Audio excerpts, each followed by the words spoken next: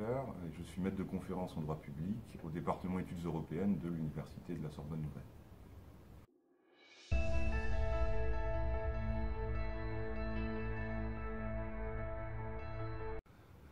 Ainsi que je l'ai indiqué dans une partie précédente de cet entretien, ma thèse de doctorat a donc consisté notamment à souligner que le droit des aides d'État permettait en quelque sorte une quasi-harmonisation de certains domaines.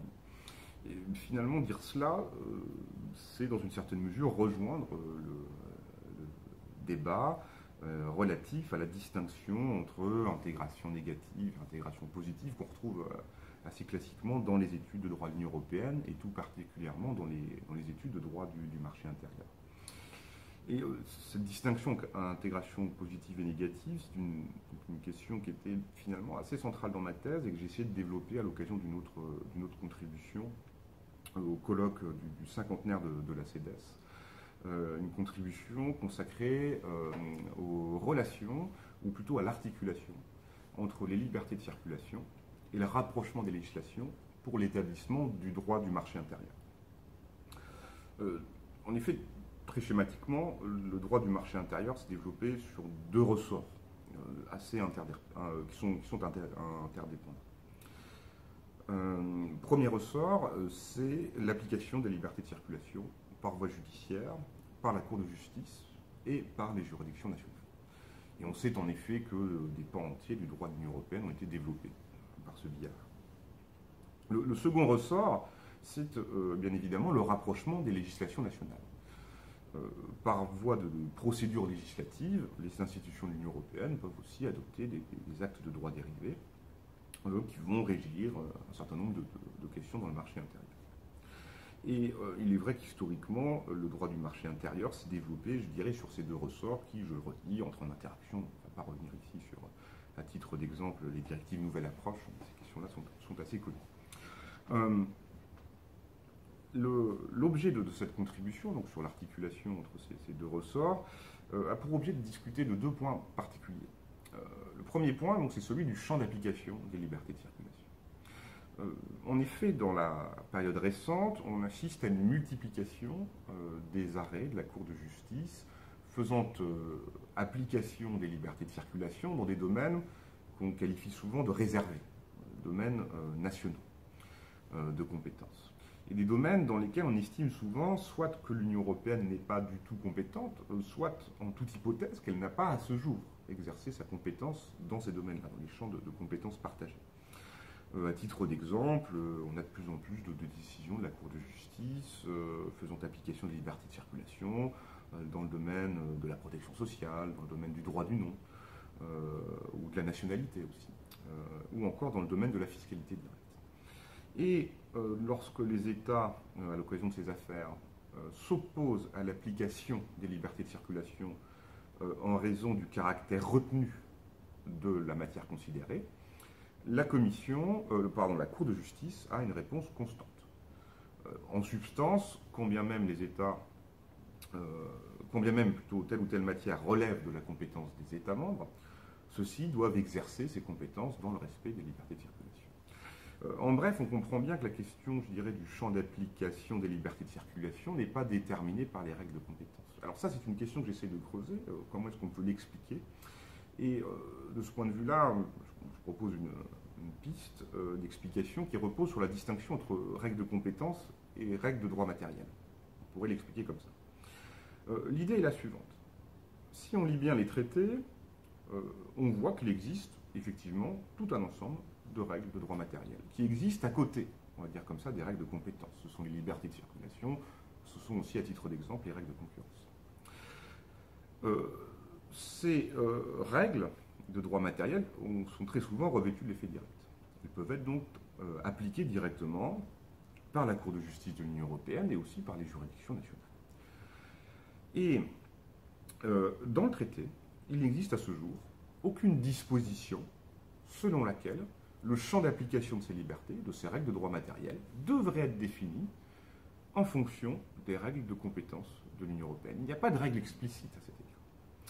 Et l'impression qu'on a à la lecture de la jurisprudence, et notamment de la jurisprudence des années 70 et 80 sur ces questions de champ d'application, c'est que la Cour de justice a eu la position suivante: les règles de droit matériel, ou plutôt l'applicabilité des règles de droit matériel du traité, ne dépendent pas des règles de compétence de l'Union européenne. Et donc, ce sont un ensemble de règles de droit matériel qui s'imposent en toute hypothèse aux États, que l'Union soit compétente ou pas dans un domaine.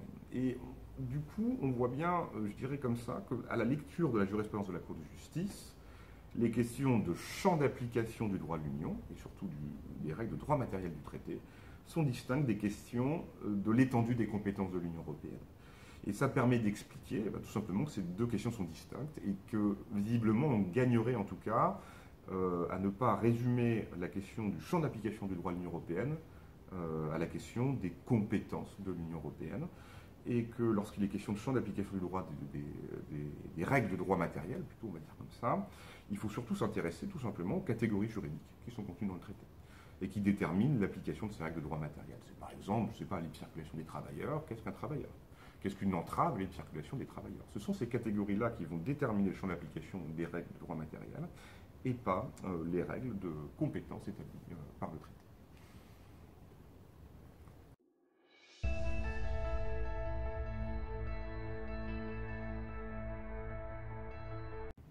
La deuxième question qu'on peut se poser quand on s'intéresse au rapport entre liberté de circulation et rapprochement des législations nationales concerne leur effet précis. En bref, il est établi, ainsi que je soulignais juste avant, que le droit du marché intérieur et les libertés de circulation ont un champ d'application autonome, qu'elles sont appliquées notamment dans des domaines de compétences retenus des États. Maintenant, la question qu'il faut se poser, c'est est-ce que ça produit exactement le même effet que l'adoption d'un acte de rapprochement des législations nationales? Alors, de ce point de vue-là, on va retrouver de nouveau la distinction intégration négative et intégration positive. Elle est très souvent présentée dans les termes qui suivent. On aurait d'un côté l'intégration positive, ça consisterait, je dirais, à définir des règles communes qui ont pour objet de rapprocher les législations nationales et qui relèvent plutôt des obligations de faire.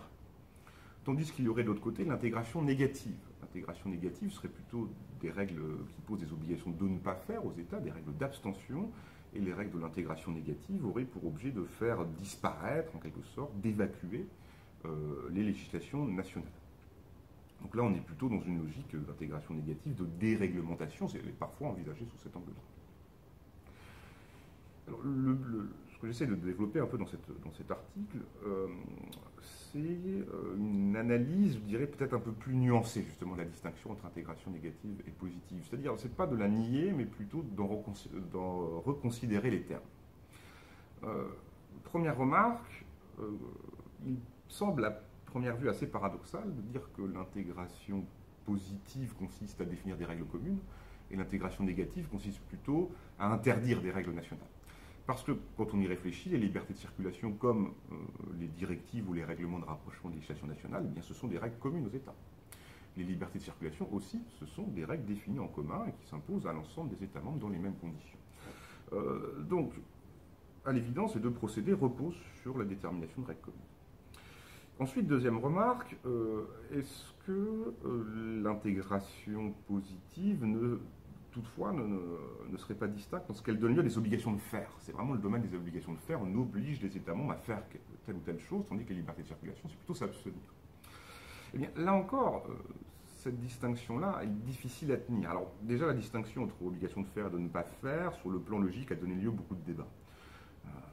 Qui explique qu'en réalité, c'est expliquer la même chose sous deux points de vue différents. Mais sans rentrer là-dedans, en toute hypothèse, on se rend compte surtout que dans beaucoup de cas, les libertés de circulation ont exactement la même signification que certaines directives ou certains règlements qui sont pris par les législateurs de l'Union européenne. Je vais prendre un exemple tout simple, parce qu'on assiste beaucoup à cela dans la période récente, ce sont les directives de codification de la jurisprudence.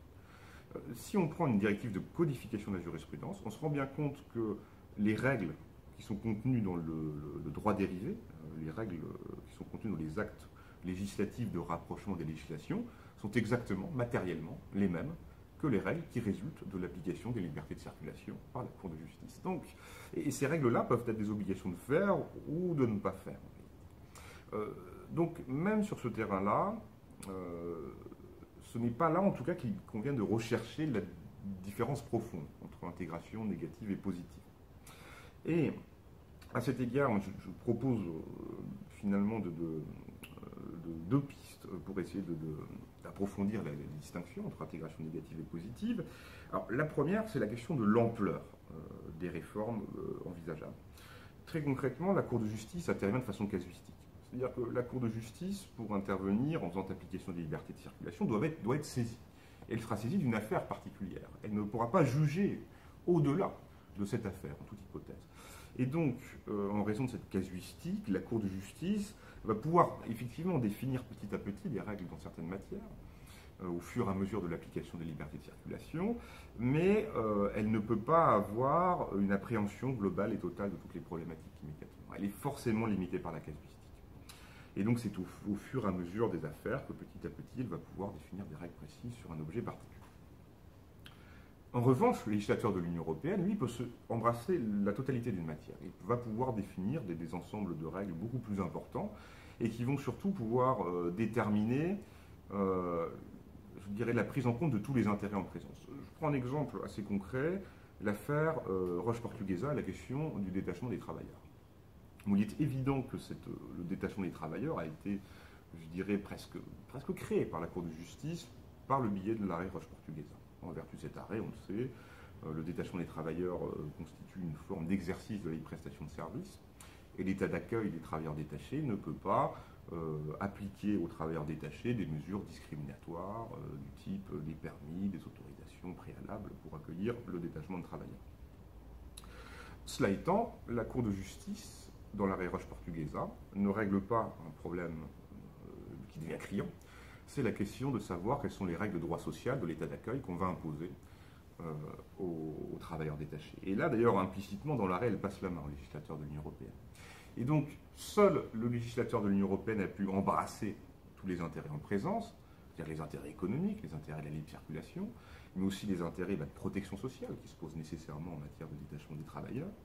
Et seul le législateur de l'Union européenne a pu définir des réglementations générales relatives à l'origine aux règles de droit social applicables au détachement de travailleurs, et ensuite aux règles, je dirais, relatives à la lutte contre la fraude et à l'abus en matière de détachement de travailleurs. Il a fallu attendre l'intervention du législateur.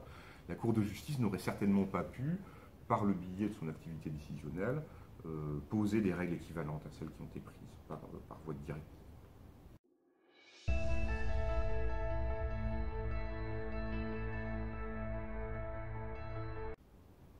La deuxième piste, pour essayer d'approfondir la distinction entre intégration négative et positive, concerne la nature des règles qui peuvent être inférées de l'application des libertés de circulation et qui peuvent être, je dirais, adoptées par des procédures législatives.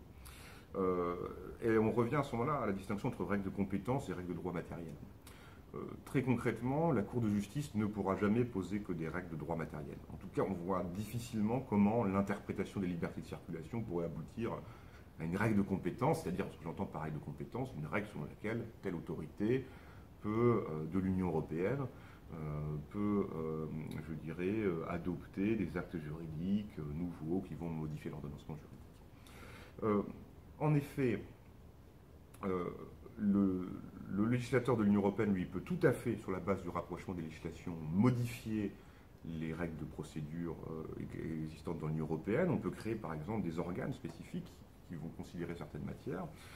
Et ces organes-là vont pouvoir prendre des décisions qui vont compter comme décisions juridiques dans l'ordre juridique de l'Union européenne. Donc la principale différence, me semble-t-il, c'est que le législateur de l'Union européenne, lui, peut créer de toutes pièces des règles de procédure, des règles de compétence, et peut même créer des organes par voie de directive. En revanche, la Cour de justice ne pourra jamais adopter des règles de cette nature en faisant application des libertés de circulation. Enfin, il ne faut jamais dire jamais, mais je dirais que ça semblerait être une interprétation particulièrement déraisonnable, je dirais, des libertés de circulation.